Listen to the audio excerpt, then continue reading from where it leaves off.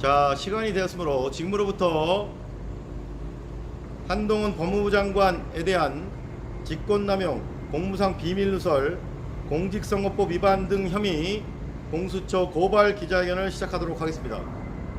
먼저 기자회견문 낭독이 있겠습니다. 기자회견문. 법무행정총괄하고 사법정의 수호하는 법무부 장관의 법꾸라지 끝판왕 소통령이라니 국민들 경악한다. 공수처는 살아있는 권력 수사한다고 말만 말고 어떠한 성역도 없이 국민만 보고 검언유착 사건 엄단하라. 검찰의 제 식구 감싸기 면죄부 주기 견제하라고 만든 게 공수처다. 공수처는 제발 권력 눈치 그만 보고 밥값 하라. 피고발인 한동훈은 윤석열 정부 초대 법무부 장관입니다. 피고발인은 소위 채널A 검언유착 사건에 연루된 혐의로 검찰의 수사를 받았으나 압수된 자신의 핸드폰 아이폰 비밀번호를 끝까지 검찰에 제공하지 않고 버티다가 끝내 검찰로부터 2022년 4월 6일부로 무혐의 불기소 처분을 받은 바 있습니다. 이는 대한민국 형사사법 역사의 최대 오점 중에 하나로 남을 만한 역사적인 사건입니다.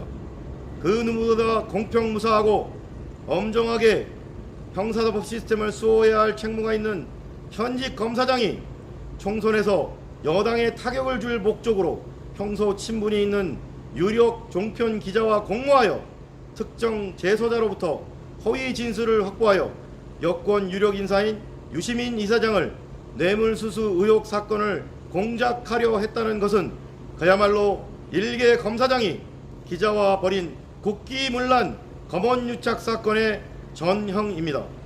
그런데 대한민국 검찰은 다시 한번 제 식구 감싸기 면죄부 주기로 왜 검찰이 수사권이 필요 없는지를 국민 앞에서 여실히 증명해 주었습니다. 예, 다음의 혐의로 피고발인 한동훈을 공수처에 고발합니다. 1. 직권남용 권리행사 방해의 점. 피고발인 한동훈은 반부패 범죄 수사를 담당하는 특수부 출신 검사입니다. 특히 서울중앙지검 차장검사 및 대검 반부패부장으로 재직하면서 윤석열 당선인의 오른팔 역할을 충실히 수행하면서 조국 전 법무부 장관 일가에 대한 대대적인 압수수색 등 강제 수사를 윤석열 당선인과 함께 지휘한 바 있습니다. 그런데 위 고발 사실에서 자세히 살펴본 바와 같이 그 누구보다 공평무사하게 법 집행을 해야 하는 검사장의 자리에서 21대 총선에서 여당에 타격을 줄 목적으로 채널A 이동재 기자와 공모하여 여권 유력 인사인 유시민 노무현재단 이사장에 대한 뇌물수수 의혹 사건을 공작하려 한 혐의가 있습니다.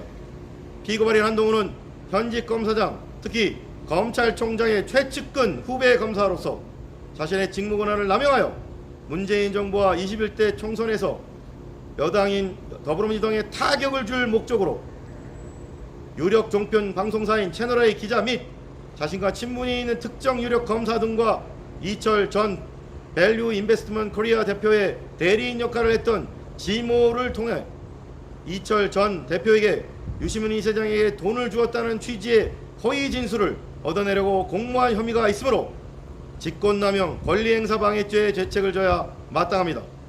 2. 공무상 비밀누설의 점.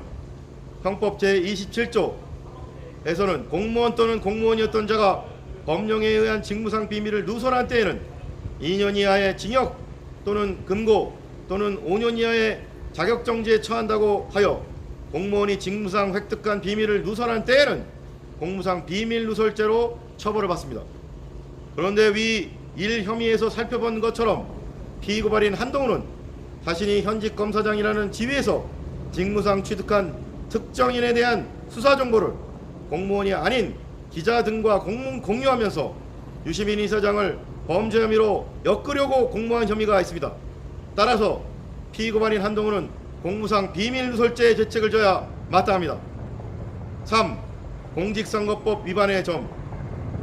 공직선거법은 공무원, 기타 정치적 중립을 지켜야 하는 자는 선거에 대한 부당한 영향력의 행사, 기타 선거 결과에 영향을 미치는 행위를 하여서는 아니한다고 하여 공무원이 정치적 중립을 지키지 않고 선거에 부당한 영향력을 행사하는 일체 행위를 엄격하게 금지하고 있습니다. 그런데 피고발인 한동훈은 그 어떤 공무원보다 정치적 중립이 철저히 요구되는 검찰 공무원임에도 불구하고 총선 국면에서 여권에 대한 수사를 유도하려는 불순한 목적으로 유시민 이사장에 대한 뇌물수수 사건을 조작하려 한 의혹이 있습니다. 검찰개혁에 가장 적극적으로 목소리를 내고 윤석열 전 검찰총장에 대해 비판적이었던 유시민 노무현 재단 이사장에 대한 허위 진술을 사주하여 자신이 원하는 진술을 확보하면 그 진술에 기초하여 총선 국면에서 긴급하게 수사를 진행하려고 획책한 것으로 의심됩니다. 피고발인 한동훈의 이러한 행위는 선거에 관하여 정치적 중립을 지켜야 하는 현직 검사가 조직적으로 선거에 부당한 영향력을 행사하거나 선거 결과에 영향을 미치는 행위를 한 것으로서 매우 심각한 선거범죄 행위입니다. 따라서 피고발인 공직선거법을 위반한 죄책을 져야 마땅합니다. 4. 개인정보보호법 위반의 점. 개인정보법 제70조 벌칙 2. 거짓이나 그 밖의 부정한 수단이나 방법으로 다른 사람이 처리하고 있는 개인정보를 취득한 후 이를 영리 또는 부정한 목적으로 제3자에게 제공한 자와 이를 교사 알선한 자라고 하여 부정한 방법으로 다른 사람이 처리하고 있는 개인정보를 취득한 후 이를 부정한 목적으로 제3자에게 제공한 자와 이를 교사한 자는 개인정보보호법 위반으로 처벌하고 있습니다.